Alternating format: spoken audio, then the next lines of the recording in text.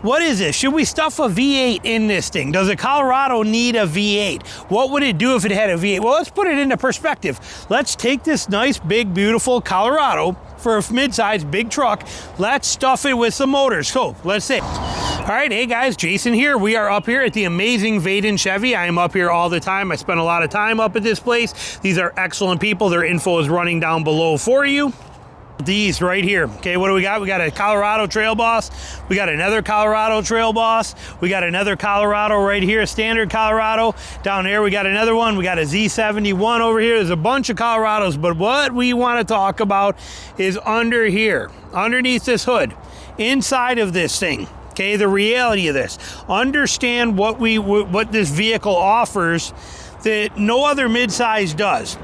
So you hear people say all the time, oh my God, I'd love to have a V8 stuffed inside of a midsize, bring back the Dakota that had the V8 in it, put the Hemi in the Gladiator. You know, we hear this stuff constantly. We hear things like the Nissan Frontier needs more power. We need more power in the Gladiator. We need more blah, blah, blah. Well, then you look at this. Okay, you look at this beautiful, perfect Colorados right here, and even if you were to get the work truck version in 2025, that's not even a work truck, but if you're to get the steel wheel work truck version in it, you gain something in here that you're not getting in any other midsize today, and that is the amazing 2.7 liter four-cylinder, turbo four-cylinder. Yes, it's a turbo. It weighs next to nothing weight-wise. It's got a proven track record in the Silverado with hundreds. Okay, over 100 different ones that just on Auto Trader alone that you can go look at. 100 different models that have, sorry, wiping my lens, but 100 different models of this 2.7 with well over 100,000 miles on them. Some of them approaching 200,000 miles. And you can go see other Carfax reports and see if there's actually any issues with them. You can go see.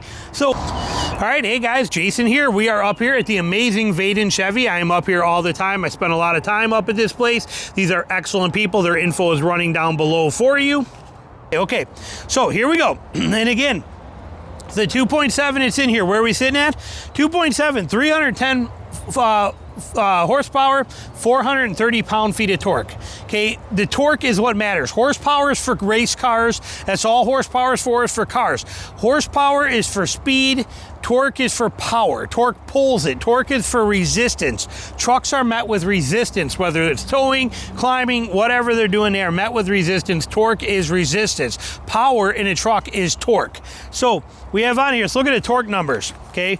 430 foot-pounds of torque out of this 2.7 liter inline four turbo motor that has proven itself, like I said, with many running well over 100,000 miles trouble-free. It's actually one of the most reliable motors that GM puts out right now, and it is phenomenal. But so we have, what if we were to take and stuff a Chevy 5.3 V8 in this? People would be like, oh my God, give me the V8. Could you imagine that 5.3 V8 inside of this thing? Well, what would it do for you?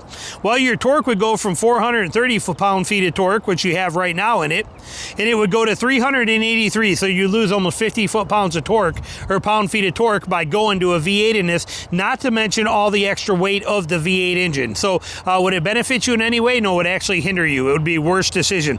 What if you went to a Hemi?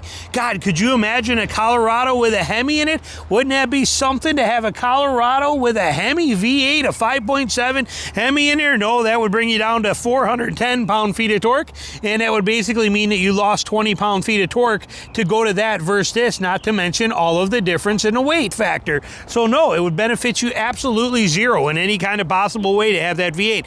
What if you even went to a turbo 6? Like, what if you went to the Ranger 2.7, got that longevity out of there and stuff? Well, you'd actually lose 30 pound-feet of torque going to that as well too. So you would lose all that power in that if you went that way. What if we went to a 5 liter, the amazing Coyote 5 liter V8, and we were to put a 5 liter V8 in this thing? God, it would be amazing. Well, actually, it would not. You would still lose 20 pound-feet of torque, okay? That's the reality of this amazing 2.7 motor that is in this vehicle. It is unstoppable. It is a powerhouse monster of a motor for a incredible thing. And again, people are going, it's going to blow up in 20,000 miles. Made it to an 8-speed transmission. It has proven itself for a 10-speed in the Chevys. It's doing really good. But this motor, we're about to review this truck right here. It's 2025 Colorado.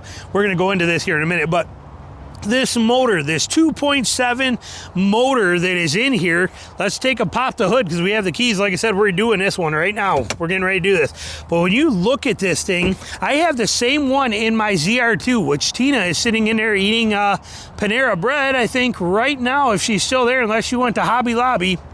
Because she might have been, no, she's there. She's in it right there, in here, in our ZR2, right there, chilling right now. And this motor, I'm telling you, will put a smile on your face every single minute of every single day. And it is proven so well that, like I said, the failure rate on this motor, or even the trouble of any kind on this motor, don't get me wrong, there's some out there, but so minimal, so minimal. Look at the space on this motor. Look at the ability to move around this. Let me set you down and put the prop rod on. Yes, we still have a prop rod, okay? But look at this. Look at the amount of space around this motor to work on this underneath stuff inside of there. I mean, look at how much room and how simple in design this motor is. It costs next to nothing to buy new. It costs next to nothing to repair. It is simple in every possible way. Yeah, it's got a big hood and a big cleaner on there, but it's very simple in design in every possible way. Tons of room inside of here to do whatever needs to be done and work on whatever needs to be done. They crushed it with this motor. They did an excellent job. So for those that are, oh my God, these 4-cylinder turbos, this 4-cylinder turbo is proven to be one of the best motors GM has put out in a very, very long time. And as I just showed you, what did we cover here? What about a Tacoma? Tacoma puts out more power, more torque than that. Tacoma puts out 465 pound-feet of torque. This is putting out 430. The Tacoma needs a battery to do it in a hybrid version, which costs 50% more than what this thing does, and it needs all that to get it done, and it still doesn't carry the weight that this does. And not to mention the simplicity of this. You can buy this motor brand new for $5,000. Okay, for the motor. A transmission alone in a hybrid Tacoma costs you $27,500 to get it changed out. So reality-wise, you cannot beat this system. And you look at this right here, 2025. $43,000 sticker price, $44,000 sticker price, and that's with options. This has got the 20-inch wheel package. There's a lot of stuff you could cut out of here. Coming in, oh, look right here. It only comes 4-wheel drive as a Trail Boss. Look at the sticker price. Starting price list. It only comes with this motor, with this trans, and in 4-wheel drive for the Trail Boss, and you are at that price. Okay?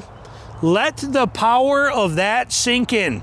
And yet this thing has more power than a 5.3 V8, has more power than a Ford 2.7 V6, more power than a Hemi 5.7, more power than a Ford 5-liter Coyote in this little package. And so much weight savings, it takes it even a whole bunch further. When you take all that weight out of there, that's tremendous. Okay, that's huge difference in here. Those few hundred pounds or a couple hundred pounds, whatever it's gonna be, and there is a big noticeable difference. So yeah, this motor is perfect. Those that want a mid-size truck with a V8, no thank you. I'll just take this one right here for a dirt cheap price, where you can buy it brand new in the 30,000, in the mid-30s, and you can blow the doors off of every V8 that's out there for the most part, unless you go trying to stuff a 6.4 or a 6.2 in there. But for the most part, this one here pretty much eats everything up there as far as competition wise, as far as torque and power go. You just can't beat it. And you get it all right here for a very good price and very affordable price. And as always, GM nailed it. They did a fantastic job. They offer so much opportunity in this one truck. So all right, there you go. That's the video for you. Now I'm going to make another video where we're going to review this dude. Thanks for watching.